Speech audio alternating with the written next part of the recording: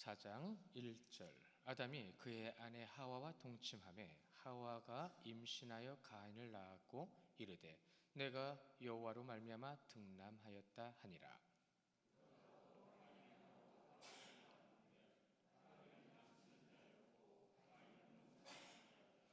세월이 지난 후에 가인은 땅의 소산으로 제물을 삼아 여호와께 드렸고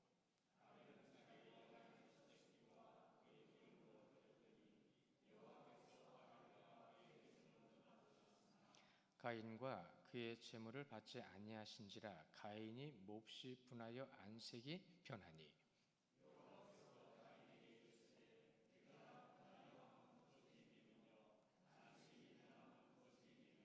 함께 봅니다.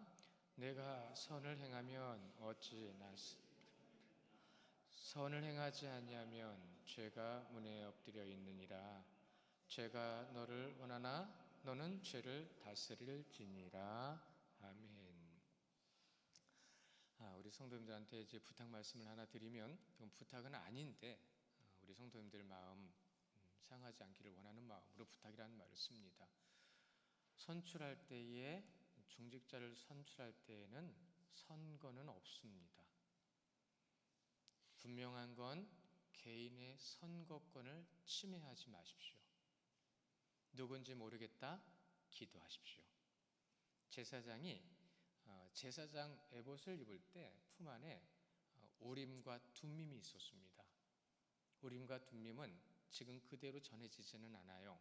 그러나 기록에 의하면 흰 돌과 검은 돌이랍니다. 그래서 품 안에 집어넣고 어떤 것을 잡을까 고민하면서 하나를 잡아서 꺼냈을 때 흰 돌이면, 꺼냈을 때 검은 돌이면 하나님의 뜻인지 아닌지를 그들은 결정했다고 합니다. 누군지 모르실 수 있어요. 누구를 뽑아야, 누구를 찍어드려야 될지 모를 수 있어요. 그러나 그것은 사람에게 물어보지 마시고 하나님께 여쭤보시기 바랍니다. 그래서 투표 용지는 제가 잘 만들어 드릴게요. 투표 용지에다가 사진까지 넣어가지고 이분이구나 그래서 그분을 찍을 수 있도록 제가 해드릴 거니까 이래저래 고민하지 마시고 기도하시고, 하나님은 영이시니 영과 진료로 예배할지라 말씀하셨죠. 영을 하나님께서 움직여 주실 거예요. 그래서 우림과 둠밈의 제사장의 마음처럼 여러분이 하나님 앞에 바른 일을 선출할 수 있도록 너무 긴 시간 장로님들이랑 고민했어요. 근데 누구 말씀만 따나 노예법으로 따지면 후보자면 거의 20명이에요. 근데 그 중에 4분을 선출하는데 나머지 시험들만 어떻게 하실래요? 이런저런 고민들. 그래서 이렇게 저렇게 고민하다가 우리 교인의 성수가 이 정도 되니까 이 정도로 하시죠. 제가 제안을 드리고 따라주시고, 또 이렇게 이렇게 기준을 정하죠. 저도 따라드리고 해서 진행되는 거니까 다다음 주까지 기도하시면서 제가 다음 주에는 후보자들 사진이랑 성함을 게시판에 붙여드릴게요. 그렇게 또 하고, 부담스러우신가? 그렇게 해서 기도하시고, 절대 이건 잊지 마세요. 개인의 선거권을 침해하지 마십시오. 어떠한 내용도 말하지 마시고 여러분이 느끼시고 여러분이 주시는 하나님의 마음대로 그러한 정당한 선거가, 투표가 이루어지기를 간절히 원하는 마음 다시 한번 전해드립니다. 오늘은 추수감사주일이죠. 추수감사주일이다 보니까 뒤에는 과일 박스가 쌓여 있고요.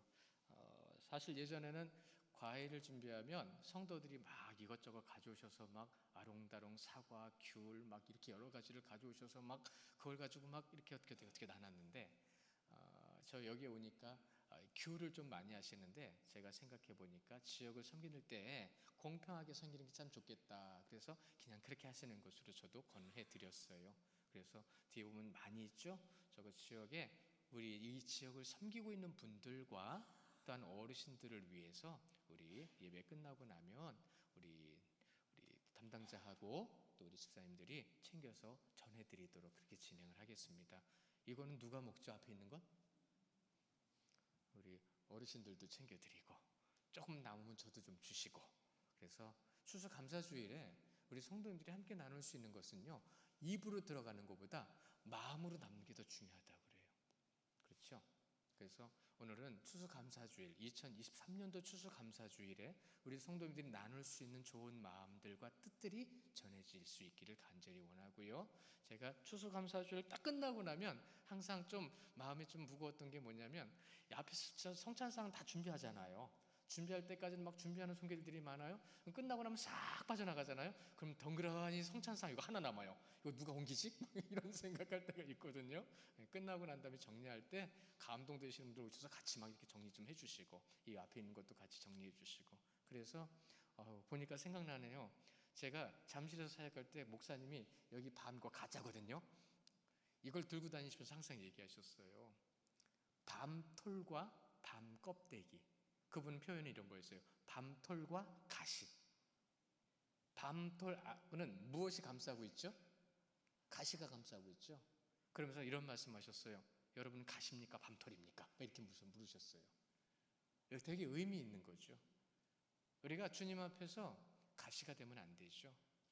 우리가 주님 앞에서 알곡으로. 제가 그 알곡을 가만히 고민하다가 그러면 인류의 첫 번째 수확은 언젠가? 이 마음에 확 와닿더라고요. 그래. 그러면서 창세기를 피니까 가인과 아벨의 첫 수확이 나오더라고요. 의미가 굉장히 중요해요. 제가 시간이 되면 참 좋겠는데 제가 은퇴할 때까지 강해를 다 할 수 있을지 모르겠어요. 이 말씀을 원문 뜻 그대로 최대한 전해드려야 되거든요. 여러분은 그 뜻을 최대한 들으시고 아셔야 되거든요. 근데 제가 아무리 계산을 해도 하루에 3편을 해야, 주일만 따졌을 때 하루에 3편 이상을 해야 제가 은퇴하기 전에 강해가 다 끝날 수 있겠더라고요. 근데 제가 감당을 못해요. 준비하는 시간과 예배를 다 감당하기 어렵더라고요. 제가 최대한 노력을 하고 있어서 사실 창세기부터 강의를 시작할 걸 하다가 그것보다는 우리에게 가까운 그리스도의 십자가를 먼저 전하기 시작한 강의가 시작이 됐는데, 아무튼 나중에 창세기 강의를 꼭 하길 거니까 기대하시고 기대해 주시기를 바랍니다. 인간은 죄를 졌습니다. 그렇죠? 죄를 지어서 그 죄 때문에 무슨 일이 벌어졌죠? 이제는 직접 땀을 흘려서, 그렇죠? 땀을 흘려서 수확물을 얻어야 되는 삶이 되었습니다. 그러니까 그 수확물을 얻기까지 우리는 무엇을 해야 되는 거예요? 열심히 땅을 파고 씨를 뿌리고 땀을 흘리도록 일을 해야 돼요. 우리나라 선조들은 슬기로워서 일하지 않고는 뭣도 하지 말라고 하셨어요? 먹지도 말라고 하셨어요. 제 할아버지가 할머니가 하신 말씀 참 많이 들었어요. 게으른 자들은 나중에 어떻게 되는지 너 아냐라는 말씀도 많이 하셨고, 근데 이게 성경에 있더라고요. 근데 그분은 하나님을 몰랐어요. 우리는 하나님을 알고 있잖아요. 믿고 있잖아요. 그분의 뜻을 따르고 있잖아요. 근데 죄를 졌습니다. 죄를 졌음에도 불구하고 주님께서는요, 아니 하나님께서는요, 당신이 하신 말씀을 그대로 지키고 계세요. 그 지키고 계신 것 무엇이죠? 아담과 하와에게 가인과 아벨을 주셨습니다. 그리고 그들을 통해서 첫 수확의 기쁨까지 누리게 하셨어요. 자, 말씀으로 먼저 한번 들어가 볼까요? 창세기 1장 28절 말씀인데요. 한 장만 앞으로 넘기면 있습니다. 성경으로도 보시고 자막으로도 보시고 우리 한 목소리를 같이 봅니다. 시작. 하나님이 그들에게 복을 주시며 하나님이 그들에게 이르시되 생육하고 번성하여 땅에 충만하라. 땅을 정복하라. 바다와 물고기와 하늘의 새와 땅에 움직이는 모든 생물을 다스리라 하시니라. 아멘. 이 말씀은 죄 짓기 전에 하신 말씀이에요. 그렇죠? 근데 죄를 지어서 하나님의 그 보호하심 안에서 쫓겨났어요. 그럼에도 불구하고 그들에게는 호흡을 주셨기 때문에 그 호흡을 연명하고 유지할 수 있도록 하나님께서 당신이 말씀하신 번성과 땅의 충만함을 허락하셨습니다. 그렇죠? 그렇게 허락하신 그들 가운데 무슨 일이 벌어졌죠? 이제는 이렇게 아담과 하와가 동침하여, 오늘 말씀 1절에 있거든요. 그가 동침하여 아들을 낳으리니 내가 등남하였도다 라는 말을 했어요. 번성이 시작됐습니다. 하나님은요, 우리가 죄를 져도 당신의 약속은 지키십니다. 그분이 하나님이세요. 그러나 죄를 지었던 자가 주님께로 나와서 주님께 죄를 자복하고 주의 뜻 가운데 세움받을 때는 서려고 하고 그분의 뜻대로 나갈 때는 하나님께서 복에 복을 더하신다고 약속하셨습니다. 복 받으시기를 축원합니다. 주의 놀라우신 뜻이 나타나는 삶이 되시기를 축원합니다. 우리가 이 말씀 가운데 동침이라는 말 굉장히 중요한 말이거든요. 하나님이 번성하라 하신 번성에 뜻이 나타난 놀라우신 역사의 말씀이에요. 이 동침이라는 것은 이런 야다라는 말인데 원문으로 알아가다라는 말이에요. 알아간다, 알게 되다. 근데 알고 알아가게 되는 것을 어떻게 해요? 연합과, 연합이 뭔지 아시죠? 하나됨입니다. 하나님과 하나됨. 근데 하나님과 하나됨에서 죄로 인하여 쫓겨난 그들에게는 하나님께서 놀라운 창조의 지혜를 주셨죠. 무엇이죠? 남자와 여자. 그 둘을 통해서 연합을 통하여 사람이 어떤 존재라는 것을 알게 하셨어요. 이 하나님의 놀라운 지혜가 그 뜻대로 나타나야 되는데 이것을 언제부터인가요? 죄를 지은 이후부터는 잃어버리기 시작했어요. 따르지 않게 됐어요. 진정한 연합은 뭐죠? 내가 당신을 알고 당신이 나를 아는 겁니다. 특별히 하나님은 아담을 통해서 다스리라 말씀하셨고 하와를 통해서 돕는 배필이라고 말씀하셨습니다. 그러나 결과적으로 볼 때는 둘이 연합을 해야 그게 이루어지는 거예요. 그 둘이 이루어지게 하셨는데 죄를 졌죠. 죄를 지을 때부터 이제 무슨 일이 벌어졌죠? 서로를 핀잔하고 서로를 미워하는 일들이 생기기 시작했습니다. 하나님의 진정한 창조의 질서를 인간은 잃어버리기 시작했고 따르지 않고 있는 거예요. 현대를 보십시오. 가정이 얼마나 무너졌는지, 그 무너지는 가정이 언제부터 그렇게 무너지기 시작해서 여기까지 왔는지 여러분들이 분명히 의식하고 인식하고 생각하시고 묵상하셔야 됩니다. 그리스도인들은 그것을 회복시켜야 돼요. 아니요, 회복시키는 데 쓰임 받아야 돼요. 그렇습니다. 연합되는 것, 연합의 가장 시작은 어디? 가정인 거죠. 부부인 거죠. 다 잃어버렸어요. 생육하고 번성하고 땅에 충만하라, 땅을 정복하라라고 말씀하신 그 생육과 번성과 충만의 가장 첫 번째 조건은 연합입니다. 사람은요, 태어났을 때 부모를 만나고 부모가 자녀를 볼 때 사랑한다라고 얘기를 하죠. 사랑해. 근데 진짜 사랑은 어디서부터 시작되죠? 남여로부터 시작됩니다. 남여는 결혼한 자들은 반여자라고 합니다. 반과 반이 만나서 반여자. 이 한자의 뜻조차도 우리는 잘 몰라서 반려동물, 반려식물이라는 말을 쓰는데 그것은 굉장히 왜곡된 말입니다. 반여자가 하나가 되었다고 한다면 그 하나 된 모습을 무엇으로 증명해내야 되죠? 어떻게 나타나야 되는 거죠? 그것이 오늘 수학의 기쁨의 가장 중요한 요소인 것이죠. 그런데 우리는 얼마나 많은 것을 잃어버렸습니까? 자, 보세요. 이젠 가인과 아벨이 그렇게 등남하여 태어나서 성장을 합니다. 성장을 했는데 가인은 무엇을 하는 사람이고 아벨은 무엇을 하는 사람이었죠? 가인은 농사를 짓는 사람, 아벨은 양을 치는 사람, 정확하게 원문의 뜻으로는 짐승을 치는 사람이에요. 그런데 이 두 가지 의미가 얼마나 놀라운 의미를 담고 있는지 말씀을 드려야 되겠습니다. 그들은 그것을 통해서 진정한 수학의 기쁨과 하나님께서 그것을 허락하신 것에 대한 감사와 그 놀라우신 뜻을 찬양해야 되는 삶의 모습으로 하나님께서 세워주셨는데, 농사라는 말, 장자입니다. 가인에게 주신 거예요. 농사라는 말이 땅을 다스리다라는 뜻이에요. 장자에게 뭘 주셨다고요? 땅을 다스리는 이라는 뜻을 주신 거예요. 그러니까 땅을 기경하고 악한 것을 뽑아내고, 우리는 마태복음을 통해서 네 가지 땅의 비유를 통해 그 의미를 좀 더 깊이 들여다봤지요. 그래서 씨를 뿌리고 이제는 열매를 맺어서 하나님께 제사를 드리는 것까지 왔습니다. 땅을 다스리는 자, 누구에게 맡기셨어요? 장자에게 맡기셨어요. 가인입니다. 아벨은요, 짐승을 치는 자, 양을 치는 자라는 이 치는 자가 여러분이 잘 아시는 것처럼 베드로에게 예수님께서 하신 말씀처럼 양육하는 거예요. 가르치는 거예요. 그런데 양육하고 가르치는 자가 어떻게 됐죠? 가인과 아벨의 사건을 통해서 아벨은 살인을 당했습니다. 예수 그리스도는 자신들이 장자라고 얘기하는 아브라함의 후손이라고 얘기했던 유대인들에게 죽임을 당하셨습니다. 왜요? 가르치는 자였거든요. 양육하는 자였거든요. 누가요? 예수 그리스도가요. 구약과 신약은 절대로 떼어놓을 수 없는 말씀입니다. 그런데 그것을 어디로부터요? 창세로부터 이미 말씀해 주신 뜻이 나타난 거예요. 생육하고 번성하라고 말씀하신 것은 죄짓기 전이었죠. 그러나 죄진 후에는 무슨 일이 벌어졌어요?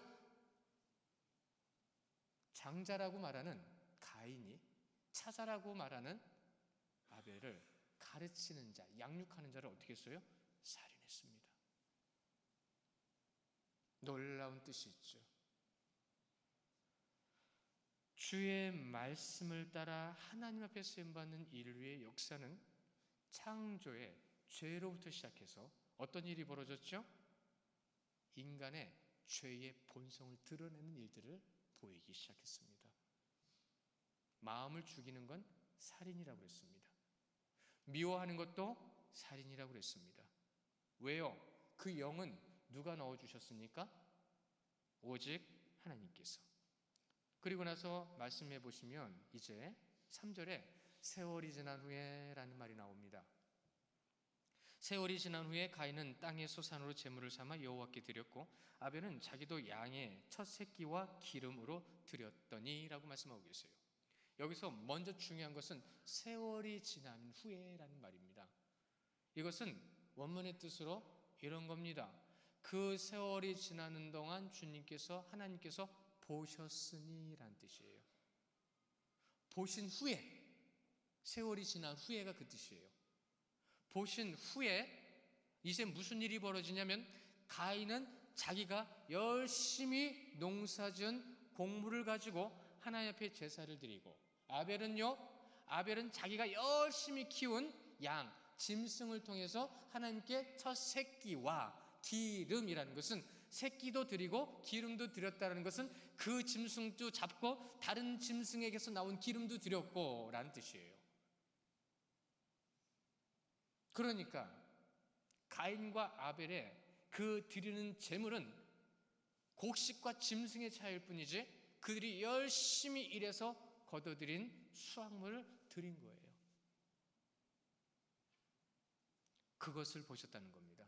농사를 짓는 과정, 짐승을 치는 과정을 보신 후에, 그것을 보신 후에 주님께서 이제 그들에게 그 제물 앞에 말씀하시죠. 제물이라는 말도 굉장히 중요하거든요. 제가 여러분에게 자주 드린 말씀입니다. 여러분의 헌금은 원래 누구 거예요? 그 말씀이 어디서 시작된 건지 아십니까? 바로 이 첫 창세기 제물에서 나온 말입니다. 제물이라고 하는 이 말이 의미로 원어의 뜻은 하나님으로부터 나와서 하나님으로부터 얻은 것이란 뜻이에요. 그러니까 누구에게 드리는 거예요? 하나님께 드리는 겁니다. 그것이 제사예요. 우리는 예물을 드릴 때 어떤 마음으로 드리죠? 여기서 바로 가인과 아벨의 중심이 드러나는 겁니다. 아니요, 하나님께서 말씀하시는 겁니다. 뭐라고 말씀하세요? 그 드러나는 본질을 통해서 죄가 그 본색을 드러나는 이 자리에 가인과 아벨 똑같이 드린 수확물을 가지고 여기에 인용해서 드릴 말씀이 하나 있는데 사무엘상 16장 7절입니다. 이 말씀 핵심 아실 거예요. 같이 보십니다. 시작. 여호와께서 사무엘에게 이르시되 그의 용모와 키를 보지 말라. 내가 이미 그를 버렸노라. 내가 보는 것은 사람과 같지 아니하니 사람은 외모를 보거니와 나 여호와는 중심을 보느니라 하시더라. 아멘. 하나님은 어디를 보신다고요? 어디를 안 보신다고요? 가인과 아벨의 제사는 이것이 문제였던 거예요. 가인은 제사가 아닌 제물의 마음을 두고 있었고 아벨은 제물보다 제사의 중심을 드리고 있었던 거예요. 그래서 가인은 제물을 드리는 행위, 형식에 빠져 있었고 아벨은 제사를 드리기 위한 중심으로 마음을 정성껏 주님께 드리고 있었던 거예요. 그러니까 주님께 드려지는 것이 다른 거죠. 눈으로 보지는 않아서 모르겠지만 행동도 달랐을 거예요. 이거 드리면 되지 뭐. 이거 갖다 드리지 뭐. 이걸로 드려야 되겠어. 이걸로 드리고 싶어. 예배하기 위해서 예배 자리에 나오는 게 아닙니다. 내가 하나님께 내 마음을 드리기 위해서 그 예배 자리에 참여하는 겁니다. 어렵진 않으시죠? 중심을 얘기하고 있는 거예요. 성도에게 이 추수감사는 매 주마다 있어야 된다라는 말이 있어요. 자, 하루의 수확은 언제 받죠? 저녁에. 그렇죠? 일주일의 수확은 언제 보죠? 주말에. 그러면 1년의 수확은 우리가 언제 점검하게 되죠? 추수감사주일에. 중요한 의미죠. 그때마다 점검하고, 그때마다 확인하고, 그때마다 하나님이 기뻐하시는 것인지 분명히 주님 앞에 여쭤봐야 돼요. 그렇게 여쭤보는 자의 모습을 통해서 우리는 하나님 앞에 정성된 마음으로 나갈 때 그것이 바로 제사가 되는 거고, 그것이 바로 예배가 되는 겁니다. 그러니 일하는 순간 주님을 생각하는 모든 상황이 항상 예배의 모습이 되어야 되는 거죠. 항상 그것이 예배인 것입니다. 원문의 뜻을 몰랐던 과거에는요, 그것을 모르니까 한글로 기록된 것을 가지고 그대로 어떻게든 번역을 하고 어떻게든 기도하면서 그것을 전하기 위해서 애썼던 분들 대단하세요. 노력하신 거 맞아요. 그러나 그것 때문에 무슨 말이 나왔냐면 아벨의 피의 제사라는 말도 나왔었어요. 피는 죄를 상징하기에 아주 기가 막힌 적용을 말씀하신 거지만 엄밀히 따지면 그것은 아니라는 거죠.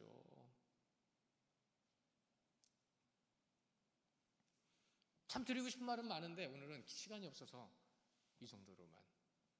그래서요, 어떤 분들은 추수감사주일 절기 때마다 받는 헌금을 가지고 이런 일들도 있었어요. 어떤 의도를 가지고, 어떤 목적을 가지고 예물을 이렇게 드려라 저렇게 드려라, 금전적인 문제를 해결하기 위해서 헌금을 걷어들이는 날이 돼버렸어요. 정성으로 드리십시오. 주님이 우리에게 허락하여 주신 자리에서 그 뜻을 이루어갈 수 있도록 허락하셨는데, 여러분 억지로나 인색함으로 하지 말라고 말씀하셨죠. 그 마음에 정한 대로 하라고 말씀하셨죠. 정함도 기도로 정해야 인색함이로나 억지로가 되지 않는 겁니다. 그리고 드리고 나서는 맡기십시오. 주님이 채워주실 겁니다. 하나님의 기준으로 넘치도록 채워주실 겁니다. 나의 하나님이 우리의 인생 가운데 그 주님의 놀라우신 영광으로 인하여 너희 모든 쓸 것을 풍성히 채우시리라 말씀하셨습니다. 근데 우리는 그걸 물질로 먼저 기준을 따르고 있기 때문에 물질이 들어오질 않는 거예요. 그것을 다스릴 수 있는 기준으로 주님 앞에 서 있어야 그것을 주님께서 주실 수 있는 거예요. 예배의 주인이 누구인지, 또 참여하는 자가 누구인지만 분명히 여러분이 묵상하시고 기도해 보시면 분명히 제사의 의미와 예배의 의미는 이미 여러분은 알고 계세요. 깨달을 수 있게 해주세요. 그런데 우리가 그러한 의미를 가지지 못하고 그냥 절기만 지키고 수학에 대한 것, 어떤 눈에 보이는 이러한 풍성한 것들만 가지고 말을 하고 있기 때문에 거기는 정성이 없으면 결국은 그것은 형식이 되는 겁니다. 그러나 그 정성으로 드리는 몇몇의 노력과 정성으로 드리려고 하는 마음의 기도들을 통하여 어떠한 모습들이 갖춰지고 있지요. 그렇습니다. 여러분, 모든 것이 나쁜 것이 있어요. 모든 것이 가하나 모든 것이 가하지 않고요, 모든 것이 아니라 해도 모든 것이 아닌 건 아니에요. 누구나 다 예배할 수는 있어도 구원받는 자들은 하나님이 정하신 자들이 구원받는 겁니다. 그 구원받는 자들이 중심을 주님께서 받으시는 거죠. 오늘 추수감사주일에 굉장히 중요한 의미를 전해드리고 있습니다. 히브리서 11장 4절 말씀 우리 같이 보실게요. 시작. 믿음으로 아벨은 가인보다 더 나은 제사를 하나님께 드림으로 의로운 자라 하시는 증거를 얻었으니 하나님이 그 예물에 대하여 증언하심이라. 그가 죽었으나 그 믿음으로써 지금도 말하느니라. 아멘. 보세요. 아벨의 믿음은 무엇으로 열매가 되어 어떻게 증명되고 있죠? 영생입니다. 영생. 그러나 가인은 어떻게 됐죠? 가인은 세상 밖으로 쫓겨나는 자체가 두려워 세상이 두려운 자의 삶을 살게 되었습니다. 여러분, 무엇이 두렵습니까? 믿음의 삶은 믿음의 열매가 있어야 되잖아요. 믿음의 열매를 통해서 아벨의 믿음의 영생의 열매를 우리는 눈으로 보고 믿음으로 알고 있는데, 우리는 가인처럼 믿음이 없는 자의 모습처럼 세상 앞에 두려움을 가지고 살아가는 것은 아닐까요? 여러분의 마음과 생각을 여러분이 분명히 가늠해 보시기 바랍니다. 5절에 보시면 가인과 그의 재물을 받지 아니하신지라 가인이 몹시 분하여 안색이 변하여. 6절에서도요, 여호와께서 가인에게 이르되 내가 분하여 함이 어찌 됨이냐, 안색함이 변함이 어찌 됨이냐, 내가 너를 알아. 네가 농사를 지을 때, 제사 지을 때 네 중심을 내가 알고 있는데 네가 그것으로 인하여 내가 받지 않은 것이 네가 분함이 되느냐? 라고 물어보시는 거예요. 가인이 몰랐을까요? 여러분, 가인은 알았습니다. 중심이 어디 있는지 알았어요. 재물에 있었어요. 아벨은 알았습니다. 자기 중심이 어디 있는지를. 예배에 있었습니다. 그는 예배에 있었기 때문에 형이 쳐 죽이는 가운데도 반항하지 못하고 죽었습니다. 예수님이 어린 양처럼 그렇게 끌려가 죽임을 당하는 것처럼, 그래서 아벨을요 예수님의 예표라고 말하는 거예요. 이미 창세기부터 예수님의 예표는 어디서요? 인간의 본성에서 기록되어져서 전해졌던 거예요. 하나님의 복을 누리지 못하는 이유를 알면서도 복을 요구하고요, 하나님을 원망까지 합니다. 기도하면 복 받는다는 거 알면서도 기도 안 하잖아요. 하나님을 아는 지식이 더하기를 간절히 원한다고 하지만 말씀 안 보잖아요. 말씀 보고 기도한다 하더라도 내가 너희를 사랑한 것 같이 너희도 나를 사랑하라고 말씀하신 그 말씀처럼 우리가 사랑해야 하지만 사랑을 못하고 있잖아요. 딱 선 그어놓고 여기까지만 하고 있잖아요. 그러니까 하나님도 딱 선 그어놓고 거기까지만 주시는 거예요. 이렇게 표현할 수 있죠. 그런데 하나님의 뜻은 어디 있는지 제가 잘 모르니까 기준만 말씀드리는 거예요. 7절에 우리 7절 말씀 같이 볼까요? 7절 시작. 내가 선을 행하면 어찌 낯을 들지 못하겠느냐. 선을 행하지 아니하면 죄가 문에 엎드려 있느니라. 죄가 너를 원하나니 너는 죄를 다스릴지니라. 아멘. 제가 창세기부터 강의를 못 해드린 이유가 무엇이냐면, 제가 처음에 와서 이 창세기를 강의해드리면 이 말씀을 이해하시는 분들이 많지 않았을 거예요. 이 말이 이해가 되실지 모르겠지만 여러분을 무시해서가 아니라, 잊지 마세요. 오해하지 마세요. 여러분을 무시해서가 아니라 여러분의 마음이 닫혀 있었어요. 듣는 사람의 말만 듣는 여러분의 모습을 많이 본 것은 어려운 풍파가 여러분을 그렇게 만들어 놨었어요. 고난이 여러분의 생각을 경직시켜 놨어요. 문에 엎드렸다라는 말이 그 뜻입니다. 다시 풀어드리면, 내가 선을 행하면이라고는 진행형이에요. 어디까지 진행형이냐면 예수님께서 재림하실 그때까지 너희가 선을 행하는지 보겠노라는 말과 똑같은 말이란 얘기예요. 어디서 말씀하셨어요? 창세기에서 말씀하셨어요. 죄가 뭔지 아십니까? 하타트라고 하는 이 죄가 관역에서 벗어나다라는 뜻이에요. 빗나갔다라는 뜻이에요. 그러면 하타트가 뭐예요? 하나님의 말씀에서 벗어났다. 하나님이 원하시는 뜻대로 사지 않고 빗나갔다. 불순종을 얘기하는 겁니다. 그 죄가 있는 가인에게요, 너는 이미 벗어났는데 벗어난 네가 드린 재물을 나는 받을 수가 없는데. 왜요? 죄로 인한 재물이니까. 나는 그걸 받을 수가 없는데 받지 못한 것으로 네가 얼굴의 색이 변했다고. 믿지 않는 자의 죄인의 본색이 그렇게 드러나는 거죠. 화냄과 분냄과 다툼과 분쟁으로. 이미 가인 때부터 드러났어요. 이제 마무리를 좀 져야 되겠는데요. 문에 엎드려 있느니라 라는 말, 이 말씀이요, 웅크린 인간의 악한 모습, 정욕에 빠져서 이 마음이 경직된 모습, 그래서요 사단이요 우는 사자와 같이 사리고 있다고 그랬죠.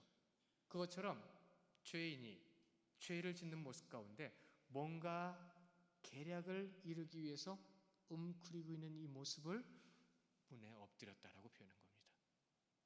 거기서 문 옆에서 기다리고 있는 거예요.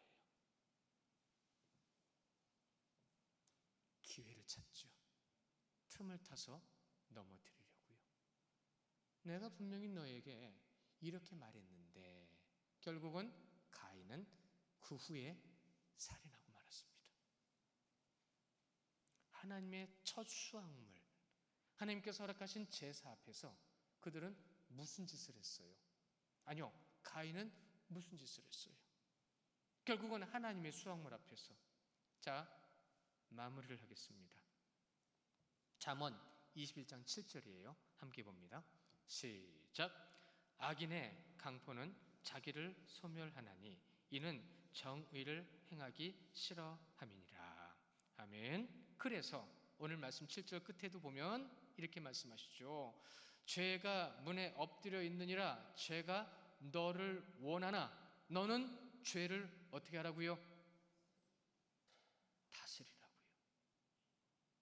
농사짓는 자가 땅을 다스려야 되는데 죄 앞에서 하나님께서는 가인에게 죄를 다스리라 라고 말씀하셨습니다. 하나님께 드리는 거 귀한 겁니다. 수확하게 하신 하나님께 감사해야 합니다. 1년에 한 번씩 맞이하는 이 추수감사절을 지키는 우리의 모습이 어떤지 오늘 하루를 정말로 주님 앞에 깊이 묵상하시고, 세월이라는 시간, 그 시간을 창조하신 하나님께서 변함없이 우리와 지금도 함께 하시는 그 함께 하심을 우리는 기억하고요. 그리고 한결같을 수는 없어도 노력하고 하나님을 바라봄으로 하나님을 경험하시는 성도님들 되시기를 축원합니다. 그래서 한 해의 수확물로 내가 하나님 앞에 어떤 모습으로 어떻게 살아왔고 어떻게 드렸는지를 오늘 하루에 분명히 인식하고 깨닫고 알아서 감사의 예배 시간으로 나아가는 우리 귀한 성도님들 되시기를 축원합니다. 기도하겠습니다.